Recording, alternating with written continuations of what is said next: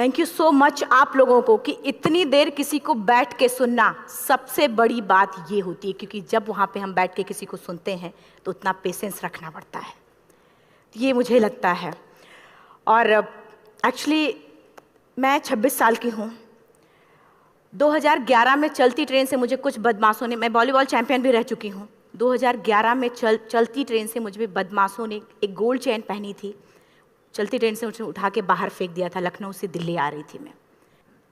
Compartment में बहुत सारे, जनरल कंपार्टमेंट था, बहुत सारे लोग थे, किसी ने मना नहीं किया। एक प्लेयर का जो स्पिरिट होता है वो अपने आप, जब कोई छीनने की कोशिश करता कुछ भी, वो देता नहीं है, तो मेरे में भी था। मैंने मना किया और उन्होंने मुझे चलती ट्रेन से, वो 4-5 थे, उन्होंने बाहर फेंका।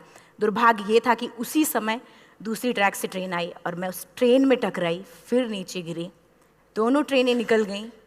कुछ देर बाद मैंने हाथ को ऐसे रख के उठने की कोशिश किया तो देखा कि मेरा पैर कट चुका था। थाई को उठा के देखा, मेरा पैर ऐसे जीन्स में लटका हुआ था, ब्लड फोर्सफुली निकल रहा, दूसरे पैर की हड्डियाँ टूट टूट के बाहर निकल चुकी थी। पूरी रात मैं चिल्लाती रही ट्रैक पे, छोटे छोटे पत्थर होते ऐसे चिल्लाती रही कि कोई बचा ले, कोई नहीं आया बचाने। और जब पूरी रात चिल्लाते चिल्लाते इतना कि मुझे दिखाई भी देना बंद हो गया, जब ट्रेन आता था तो वाइब्रेट होता था। इतना ही नहीं, फ्री का इनविटेशन भी लोगों को मिल गया था, कुछ लोगों को। ट्रैक पे आपने ट्रेन की ट्रैक पे छोटे छोटे चूहे देखे होंगे, मेरे कटे हुए पैर पे आग के मेरे पैर कुतर रहे थे। मैं ब्रेन कॉन्शियस मेरा पूरा काम कर रहा था मेरे, लेकिन बॉडी में कोई भी मूवमेंट नहीं था। पूरे पल में वही चीज़ें सोच कि कैसे मैं अपने आप को कैसे बचा पाऊँ। लेकिन करीब पूरी रात ऐसे बीता। सुबह गांव वालों ने मुझे बरेली डिस्ट्रिक्ट हॉस्पिटल यूपी में है, वहाँ पे हुआ था ये। सुबह गांव वालों ने मुझे उठाया, डिस्ट्रिक्ट हॉस्पिटल ले जाके रखा, तो फार्मासिस्ट, डॉक्टर, सीएम जितने लोग थे आपस में बातें कर रहे, अरे हमारे पास तो एनेस्थीसिया नहीं है, ब्लड नहीं है, इसका इलाज शुरू करें तो हम कैसे करें। मुझे भी नहीं दिखाई तो नहीं, लेकिन मेरा सुनाई दे रहा था सब कुछ वहाँ पे। कहाँ से हिम्मत आई मुझ में, मुझे भी नहीं पता।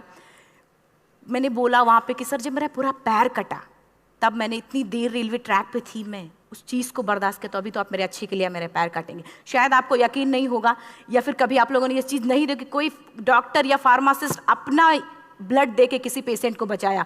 मेरी इस बात को सुनने के बाद वहाँ के डॉक्टर और फार्मासिस्ट दोनों ने एक एक यूनिट ब्लड दिया और मेरे पैर को बिना एनेस्थीसिया अलग कर दिया गया। आज भी मैं उस दर्द को महसूस करती हूँ।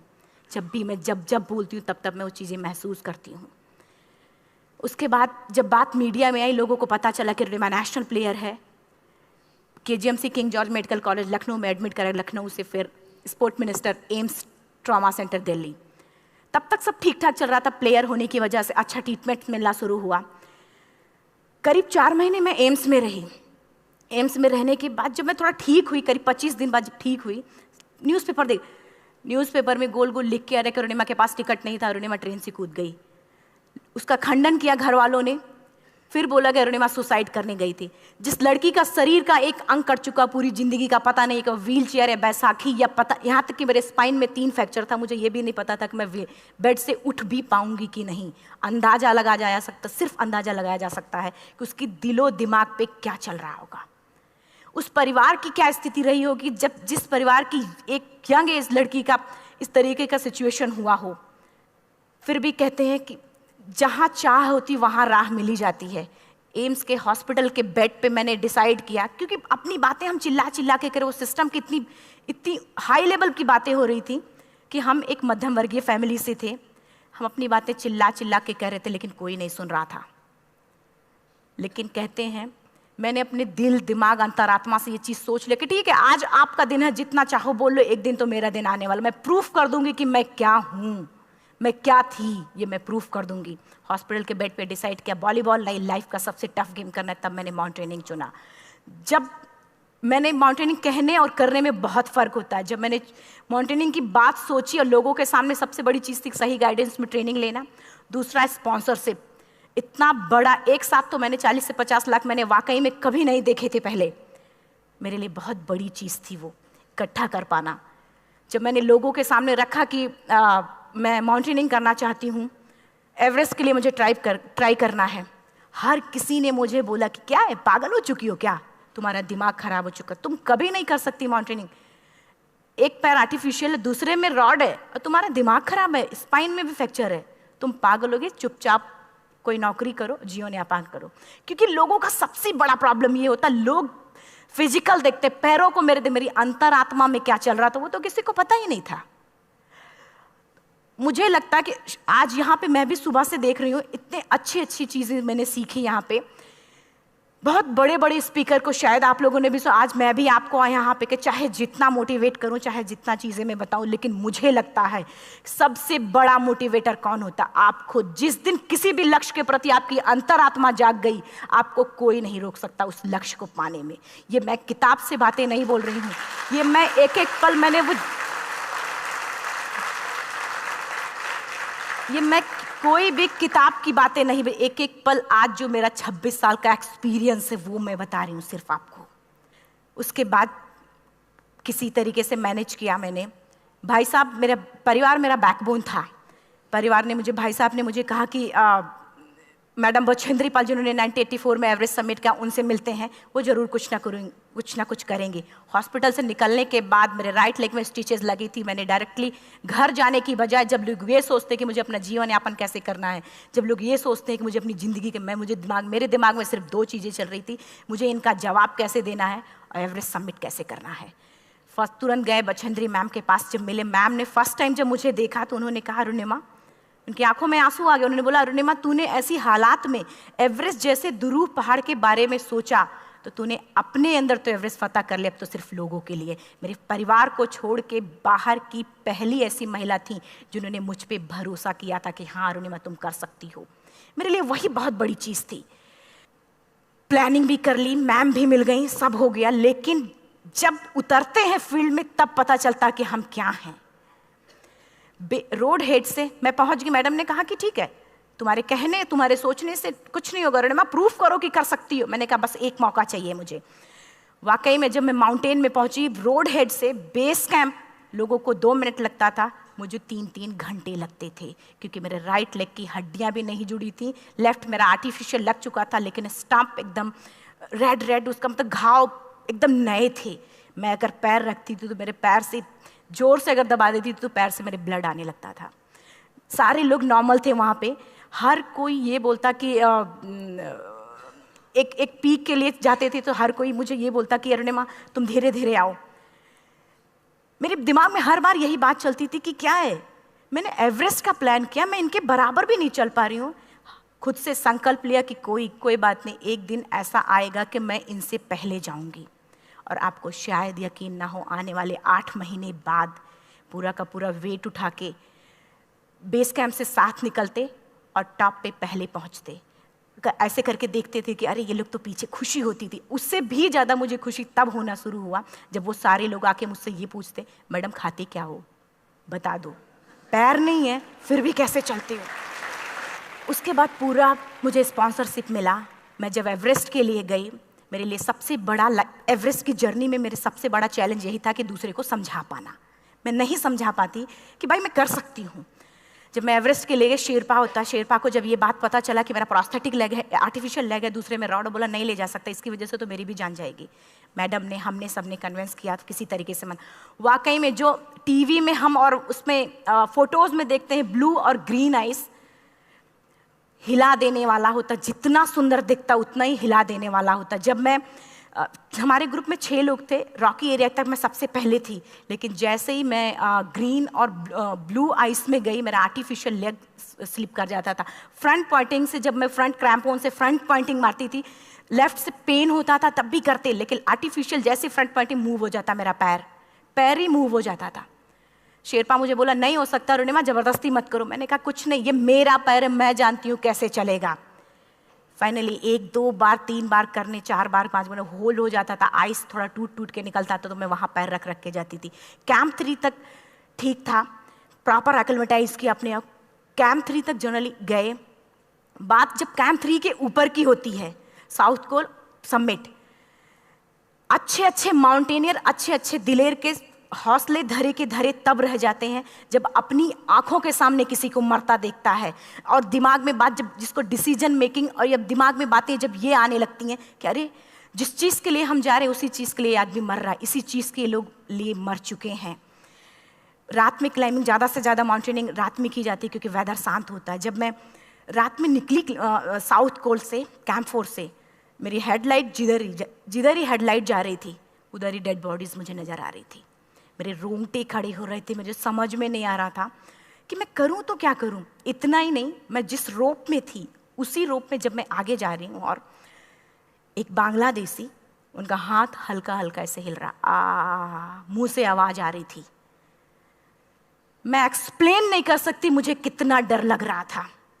बार बार ये बार बार मन में आती, इसका ऑक्सीजन खत्म हुआ है, ये मर चुका है लास्ट सिचुएशन में, और हम कुछ नहीं कर पा रहे हैं, क्या करें। उसके बाद मैंने 10 से 15 मिनट सिर्फ मैं वहाँ खड़ी रही।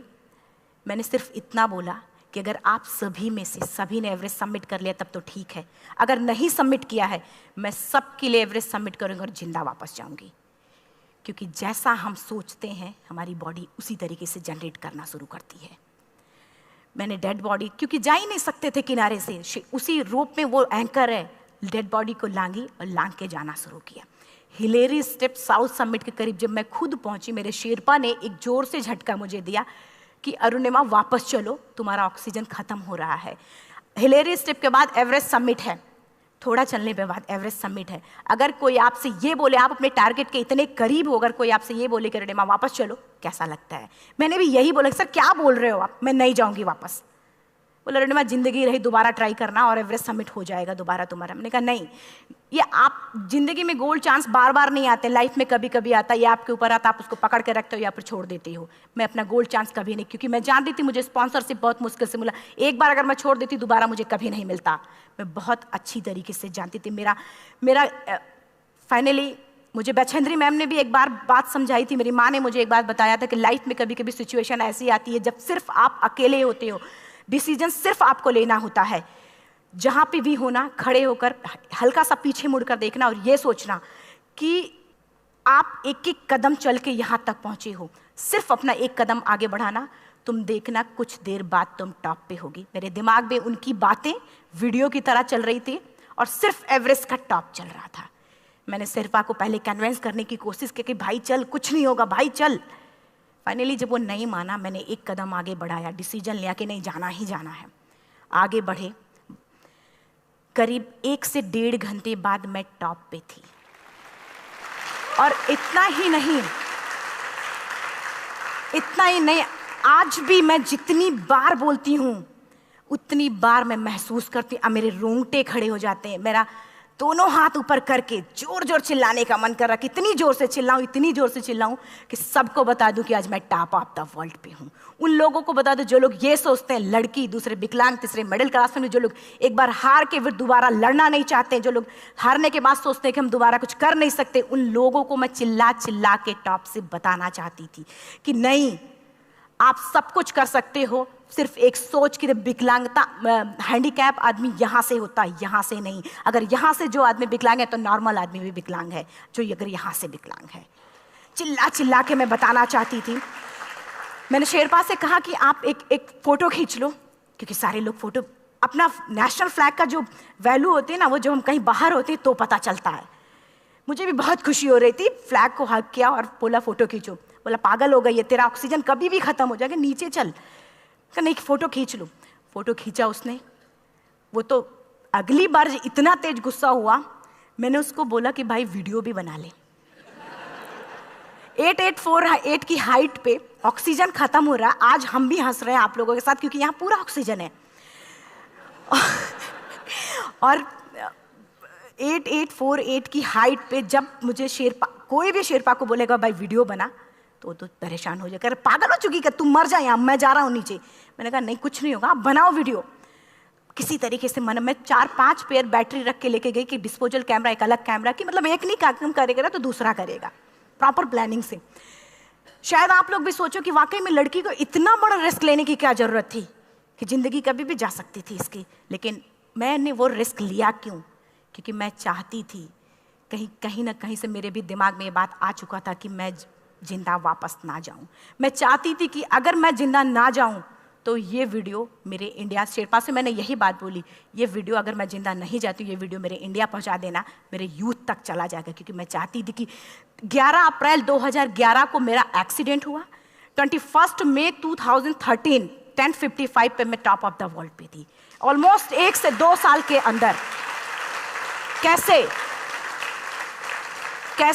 यहाँ से मैंने ये चीज़, मैंने कभी भी कामयाब होने के, मेरी वो जिंदगी बन चुकी थी, मेरा जुनून बन चुका था, मेरा पैशन मेरा जिद बन चुका था। वो मेरा सोते उठते बैठते सिर्फ मुझे एवरेस्ट दिखाई जाए। और मुझे लगता है किसी को भी अगर अपना लक्ष्य पाना है, यहाँ से अगर वो पागलपन जब तक नहीं आएगा तब तक नहीं होगा। वो फाइनली उसने वीडियो बनाया।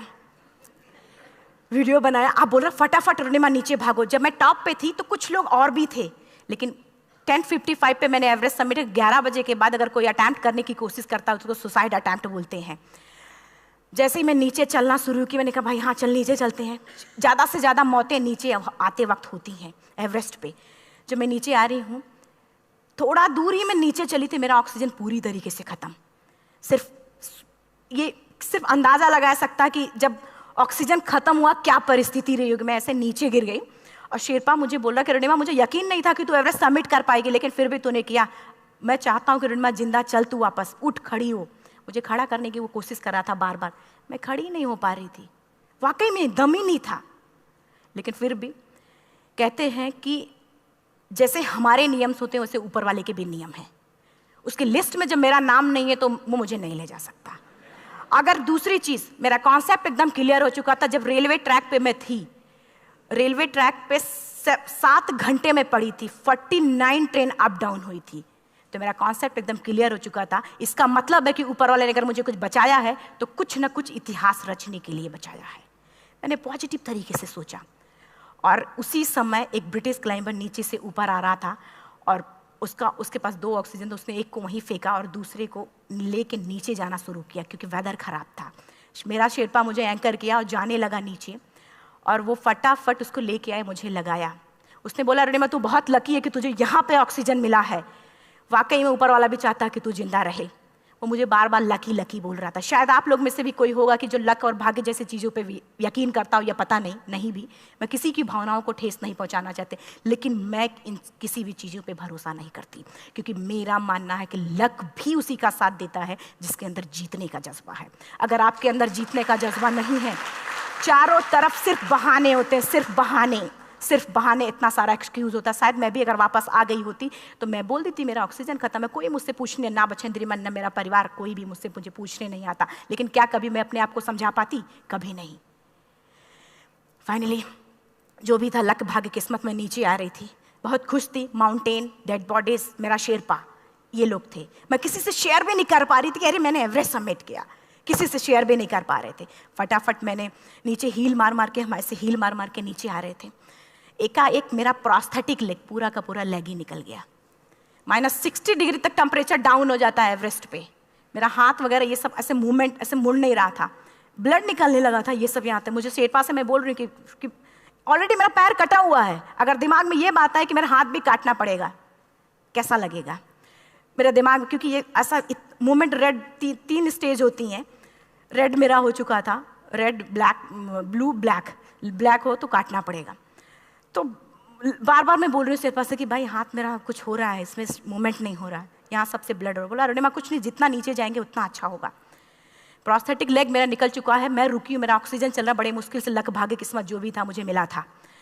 शेरपा मेरे आगे है, लास्ट मोमेंट तक वो मुझे बोलेगा, अगर वो मैं नहीं चलती वो मुझे छोड़ के चला जाए। गलती उसकी भी नहीं होती, क्योंकि वो क्या करे, क्लाइंबर की वजह से, या तो अपनी जान वो भी दी, गलती उसकी भी नहीं है। लास्ट में मेरी आंखों से आंसू निकलने लगा। मैंने सोचा क्या करूं अब, रोने अपने आप आंसू ने कहीं ना कहीं से आ ही जाता है।